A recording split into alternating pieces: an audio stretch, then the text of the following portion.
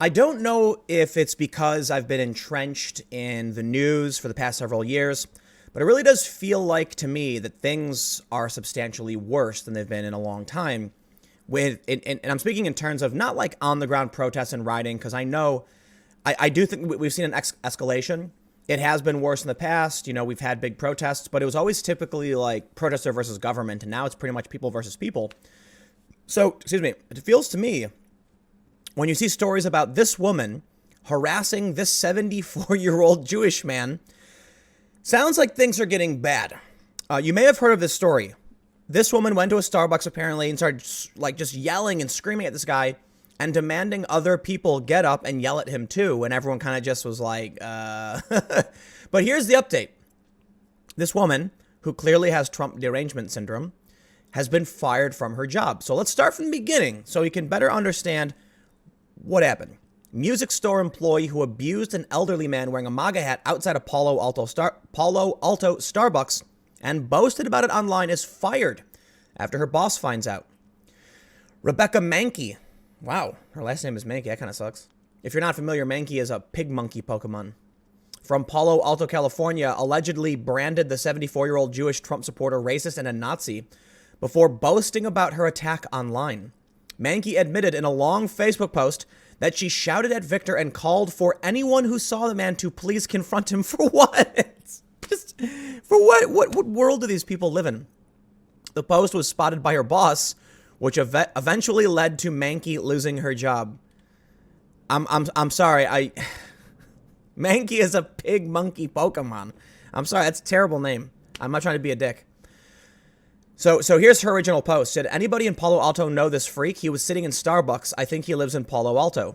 He will never forget me and will think seriously about wearing that hat in my town ever again. That's how they think. Authoritarian, dictatorial lunatics. If you see him in this hat, please confront him. You do not want to be the person who didn't speak up as we slipped into fascism. So I'm going to speak up against you, Mankey, because if anyone in the situation is a fascist, it's you. Not the old man sitting in a chair minding his own goddamn business. It's the crazy weirdo who comes in and starts yelling, pointing the finger and trying to get everyone else to rile up into a mob to attack somebody. You want to talk about fascism?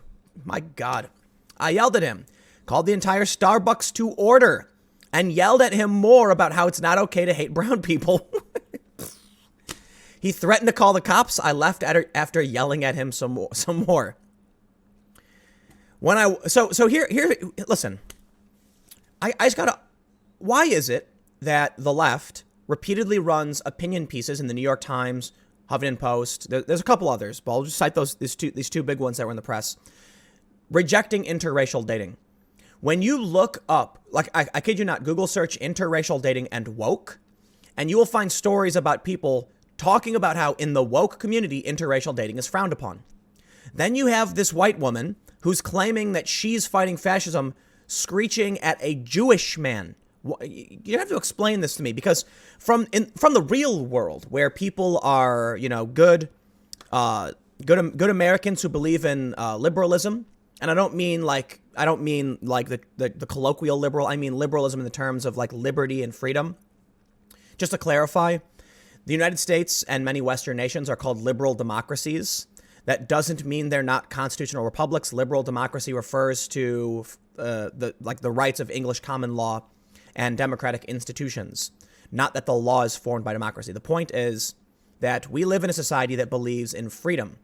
Now, colloquially, when it comes to the culture war and like politics, liberal and conservative mean different things. That's not the point. Like, people would call her a liberal.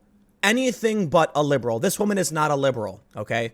Liberal is, like the actual literal definition, is not the political faction of the left. It's just like, you believe in freedom.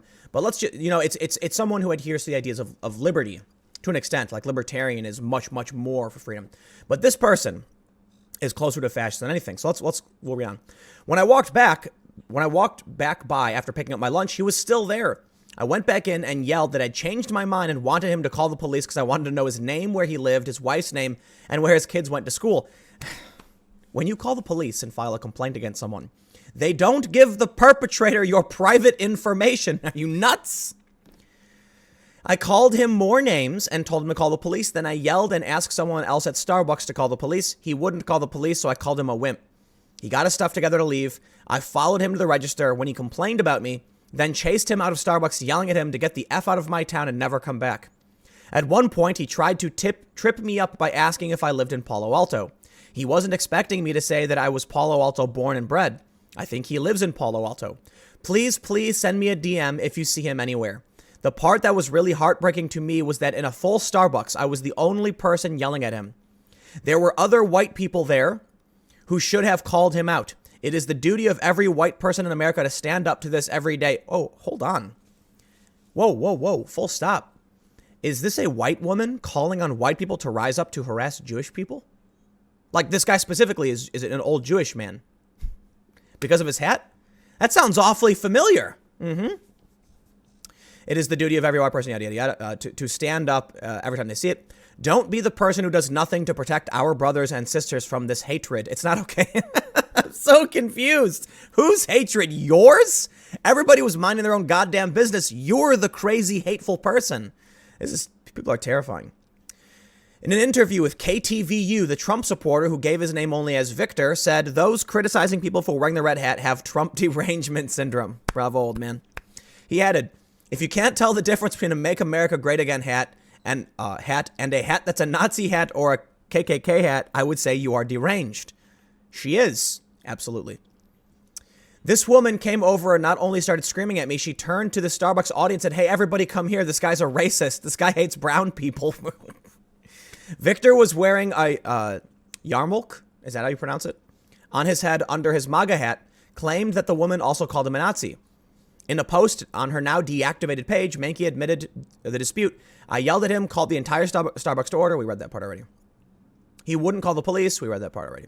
So this is the lady who shows up and starts screaming at a random old man sitting at a Starbucks and then is shocked to find out that people don't stand up and yell with her.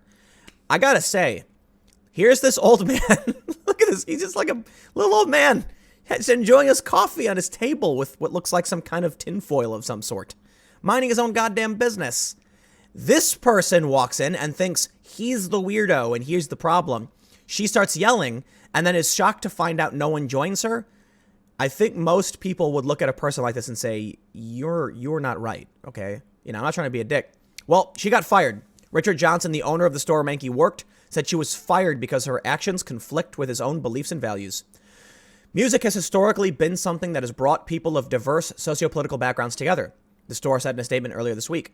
We would like to make it clear that the opinions expressed and actions taken by the employee are not indicative of how we conduct ourselves at the shop, and we hope we can continue to serve our customers across the country respectfully and universally as we have done for nearly 50 years. The store owner, Richard Johnson, said the actions conflict with his own values. Palo Alto police said that Victor did not contact them about what happened, and as a result, they did not have proof of a crime. But Rebecca Mankey did, in fact, contact police because she claimed she received threats due to her comments on social media. These people are so incorrigible. My God. The good thing about America is that it's a good thing and a bad thing is how police overlook certain issues because they're too petty.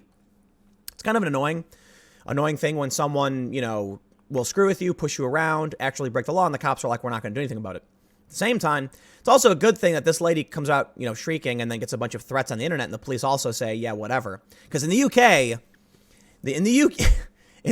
they're arresting people for misgendering other people. And then you get freaky weirdos like this. And don't get me wrong, I'm not saying she's a freaky weirdo because of her hair. That's fine, it's artistic. She's a freaky weirdo because she walks into a Starbucks and screams at some random old guy who's minding his own goddamn business. See, these people are authoritarian. Let me explain this because it's been a while since I've talked about this. I mentioned this a few days ago. Identity politics can be a good thing, okay? Like the civil rights movement. Identitarianism is a bad thing. A government built upon identity. That's a bad thing. Authority is a good thing. Like the police in some circumstances have authority. Like that's their job. That can be a good thing. Authoritarianism is a really, really bad thing. A government built upon absolute authority, not a good thing. This person is not. So I tried explaining what authoritarianism is to somebody and explained that Antifa and people like this are authoritarians. And they said, typically what Antifa says is authoritarianism is a form of government. That doesn't make sense. And I said, yes, socialism is a form of government. What do you mean? A person can be a socialist. This is an individual who believes that she has the personal authority within her to strip the rights of other people. This is a guy who's sitting in a coffee house wearing a hat. Here's what we have.